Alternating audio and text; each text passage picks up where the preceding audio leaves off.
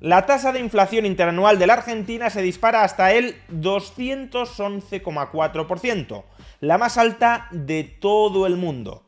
No solo eso, en el mes de diciembre la tasa de inflación intermensual explota hasta el 25,5%, la peor en todo el año 2023. ¿Se trata de un fracaso de la política económica de Javier Milei? Veámoslo. Argentina terminó 2023 con una tasa de inflación interanual del 211,4%. Se trata en estos momentos, y a falta de que el Líbano publique los datos definitivos para 2023, se trata, decía, de la tasa de inflación más elevada del mundo, por delante incluso de Venezuela o de Turquía. Y también, por cierto, de la tasa de inflación más elevada de la Argentina desde la hiperinflación de finales de los 80 y principios de los 90. Y además, si en lugar de fijarnos en la tasa de inflación interanual, es decir, en diciembre de 2023 con respecto a diciembre de 2022, observamos la tasa de inflación intermensual, diciembre de 2023 respecto a noviembre de 2023, lo que observaremos es una aceleración de la inflación. La tasa de inflación intermensual en diciembre en la Argentina fue del 25,5%, duplicando el peor dato de inflación intermensual experimentado en la Argentina a lo largo de todo el año 2023. Como vemos, en septiembre de 2023 la inflación intermensual fue del 12,7%. Y en diciembre, repetimos, ha alcanzado el 25,5%, el doble que en septiembre.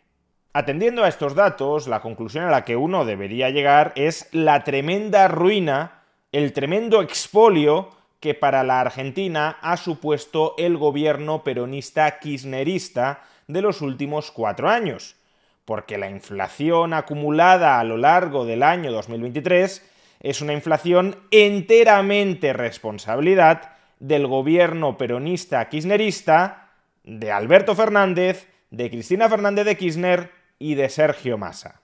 No solo porque este gobierno estuvo gobernando o desgobernando los destinos de los argentinos hasta el pasado 10 de diciembre de este año 2023, es decir, no solo porque el peronismo ha gobernado en 2023 durante 344 de los 365 días del año 2023, sino también porque la alta inflación vivida en la Argentina durante las últimas semanas de gobierno de Javier Milei es entera responsabilidad de la nefasta política inflacionista perpetrada por el gobierno peronista kirchnerista de Alberto Fernández, Cristina Fernández de Kirchner y Sergio Massa.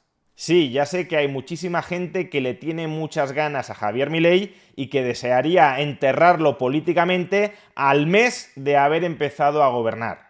Muchísima gente que, por tanto, se apresura a la hora de extraer conclusiones sobre cuál va a ser el resultado final de toda la política económica que, con gran obstaculización por parte del Poder Legislativo, está intentando desplegar Javier Milei para que Argentina vuelva a levantar cabeza.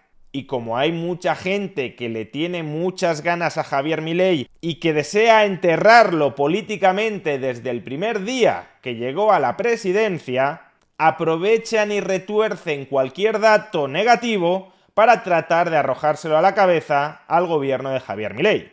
En este caso no llegan a tener la desvergüenza todavía de imputarle la totalidad de la inflación del año 2023 al gobierno de Javier Milei, porque si solo has gobernado 21 días de 365 es muy complicado que tengas la culpa de la inflación acumulada durante los 365 días, pero sí responsabilizan a Milei y a su gobierno de la aceleración intermensual en la inflación que, como acabamos de ver, se produjo en diciembre.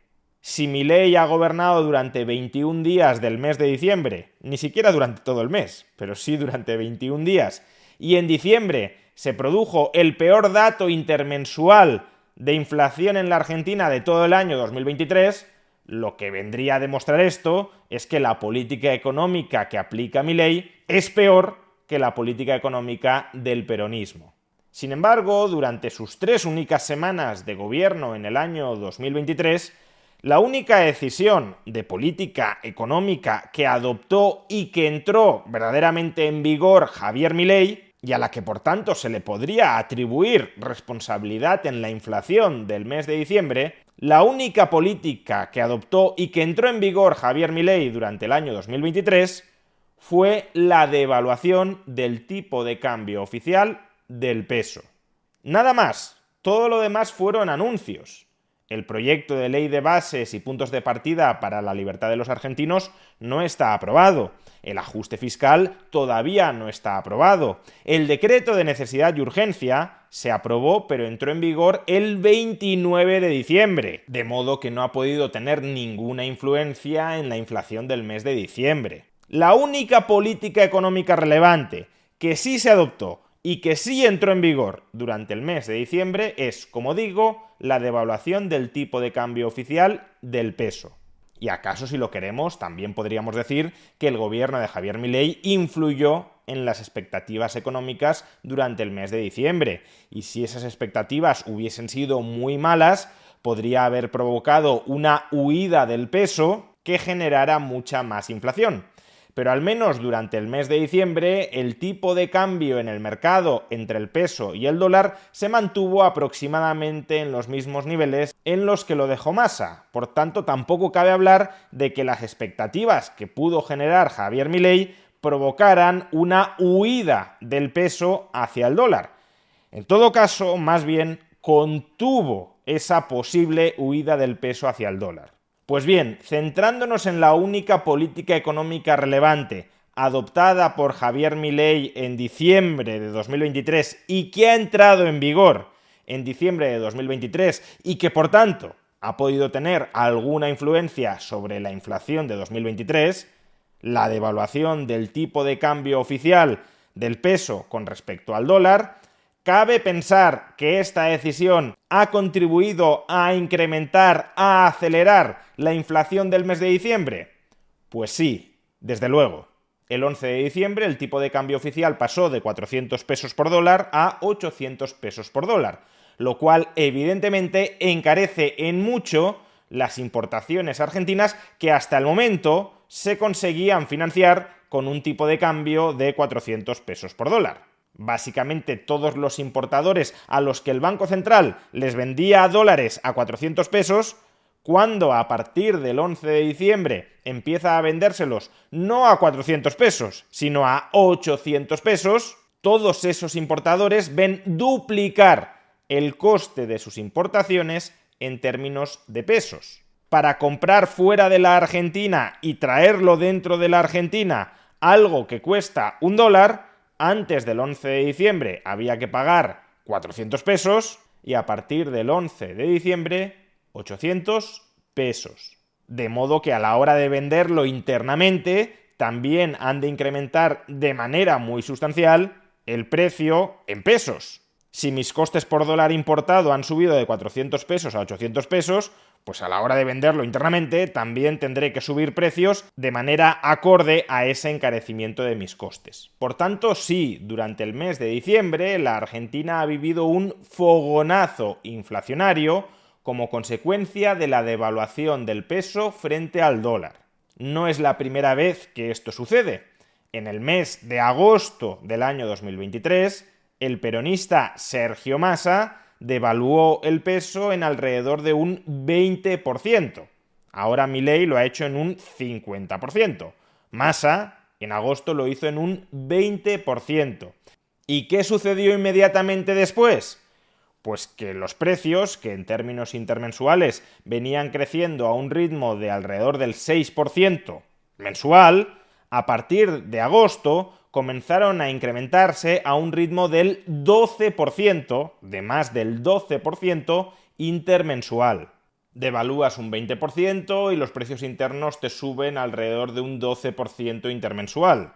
Devalúas un 50%, como ha hecho Milei, y los precios internos te incrementan en alrededor de un 25% intermensual.